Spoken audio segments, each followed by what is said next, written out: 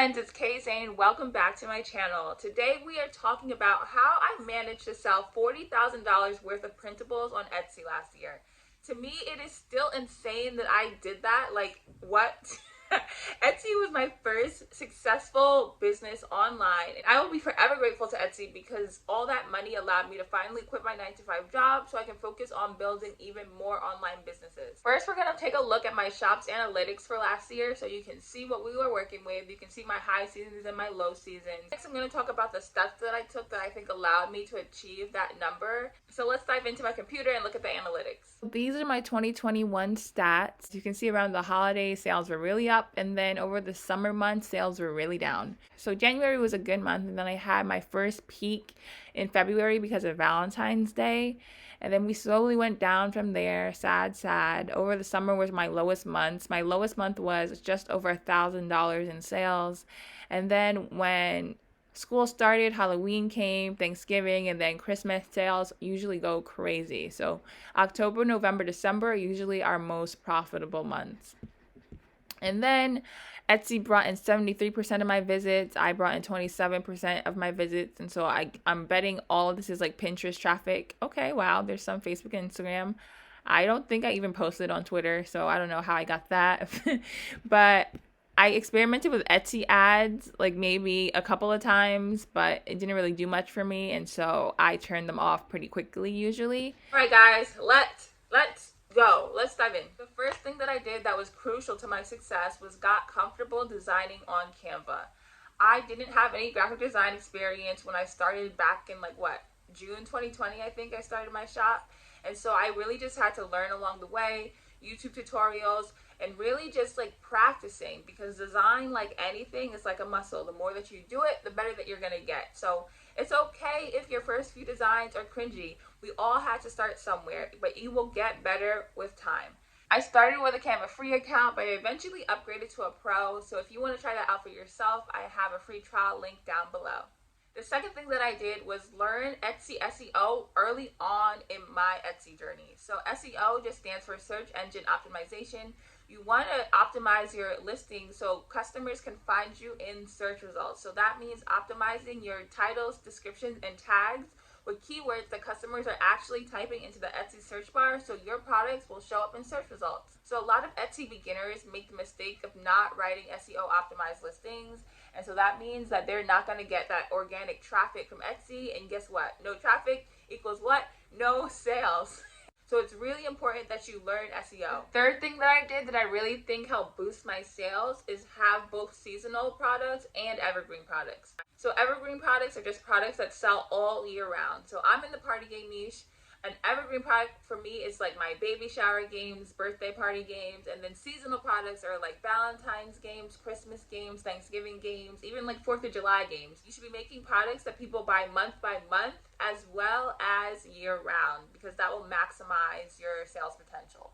You can also follow pop culture trends, but be sure not to use any copyrighted material in your designs. So no brand logos, no movie quotes, no song lyrics. A lot of sellers think that the big brands won't come after you, but they definitely will. They do not play with their money. Using copyrighted material in your products puts your shop at risk of getting shut down, and so it's not even worth it. Just don't even do it. Avoid it. There's a website that you can go to check trademarks, so I'm going to link it for you guys below. Let's be smart, guys, and not piss anybody off. The fourth thing that I did was purposely seek out ways to increase my average order value. And so the first thing I did to do that was create bundles. So my single party games, they sell anywhere from $3 to $5, but then I bundle a bunch of them up for 5, 6, 7 games, sometimes even, and I sell them for a higher price point from $12 to $15. And so that, I think, was really a game changer, having bundles, because most people will just buy the bundle rather than the single game. And then the second thing I did to increase my average order value was to offer discount codes and coupons. Right now I offer people 25% off when they buy 3 or more items from my shop to encourage people to buy more than one thing. I've also set up coupon campaigns for recently favorited items and abandoned cart items to incentivize people to come back and buy it. The fifth thing that I did to help me get to 40K is listen to my customers, listen to customer requests, listen to customer feedback. Sometimes the customer would message me like, hey, do you have this kind of game? And if I didn't, I would go and create that game and put it up in my shop, because that means that there's some demand for that product. There was this one lady, Christmas 2020, she messaged me asking if I had a certain kind of game, and I didn't. But I went out, I created it ASAP, I messaged her about it, she bought the games, and then I sold like $500 that season worth of that game. And then this past Christmas, it was my top seller in my shop. So it's really important to listen to customer requests, because sometimes it's like something that you wouldn't have even thought of, and there's a lot of demand for that product, and then you can fulfill it and you make the money. The sixth thing that I did was got specific when creating my product. So I was like niching down within my niche. So like I said, I make party games. So I had baby shower games, right? Instead of just making general baby shower games, I would niche it down one step further and make spring themed baby shower games, fall theme, like elephant theme, like get even more specific, so that one person who wants those elephant baby shower games, when they see yours, they will buy it. So yeah, you can apply that to whatever niche that you're in. Speaking of baby shower games, if you want to start selling party games yourself, I have commercial use Canva templates up in my shop. I just added some baby shower games. If you want a nice template to help you get started and get the games up faster in your shop, use my tips and make them for like specific themed baby showers. But yeah, if you want to check those out, go to my website, kzane.com, and I will have the link down below as well. Tip number 7. Providing customer service is so important because it will help you get good reviews. You want as many 5-star reviews as you can. You want as many reviews as you can get, because it provides social proof. And more social proof means that more people will trust your shop, which means more sales. It all relates, guys. Number 8.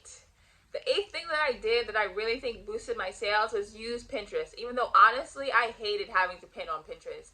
I found the process so time consuming and tedious, but it was worth it to drive all that external traffic to my shop. I would take one day out of the week to create like 100 different pins and schedule them all on Tailwind for like the next 2 or 3 weeks, so I wouldn't have to do it again. But honestly, guys, it made me want to like tear my hair out sometimes. Like, so I've been honestly kind of lazy with Pinterest this year because I really don't like having to do it. I probably should just hire a Pinterest manager at this point, because it probably would boost my sales up. Sales have been down for me this January compared to last January because I have not been pinning on Pinterest, and that's on me. But yeah, for you guys, especially in the beginning of your shop, pin on Pinterest. More eyeballs, more sales, more reviews. It's all worth the time and all worth the effort. And then number 9, and this is like really the most important thing, because I wouldn't have made money if I didn't do this. I stayed consistent and did not give up. So 2 months in, I wasn't really making that many sales. I maybe made like $30 total, and I was working like crazy on my shop, but I just kept going because the few sales that I did make kept me motivated to keep going, because I was like, hey, like I'm making some sales, so that means that this can work. I can do this. I didn't focus on any other business. I stayed laser focused on my Etsy shop. And I know a lot of us entrepreneur people, we have shiny object syndrome. We want to make money right now. We want results right now. But guys, it doesn't work like that. Like for literally any business, it doesn't work like that. You're not going to get results right away usually. And so you have to just stay in this for the long term. Tell yourself you're going to commit to 6 months of working in your shop regardless of your results, because sometimes it's like a snowball effect. Like you see nothing for the first 3-4 months, and then suddenly, boom, now you're making like $2,000 a month. And you're like, wow, I'm so happy I didn't give up, because I never would have got here if I quit like 2 months ago because I was making only like 2 sales a month. Have you ever seen the photo of like the guy mining and like he's about to hit the diamonds, but he got discouraged and he gives up right before he hits the jackpot? Don't be the miner guy. Keep going. Do not quit, because you can't fail if you don't quit. Just keep going until you see success. That's literally everything that I did that helped me get to $40,000 in my first full year of Etsy. I think altogether now I've made maybe $50,000 selling printables on Etsy, which I still think is like insane. Like if you told me 3 years ago that people would pay me money for like PDFs, I'd be like, no way. But yes way. So guys, hop on this. If you haven't started your Etsy shop already, start it. What are you waiting for? If you're serious about making passive income on Etsy, be sure to grab my 0 to 1K free Etsy action guide. The link for that is below. Or if you're really serious about making money on Etsy, you want to skip the beginner mistakes, you want to fast track your success, check out my passive income with printables ebook. Link for that is also below. So I hope you found this video valuable. If you did, please be sure to like and subscribe to the channel. Let's be friends. So go out there and start building your digital empire, guys. You got this. Until next time.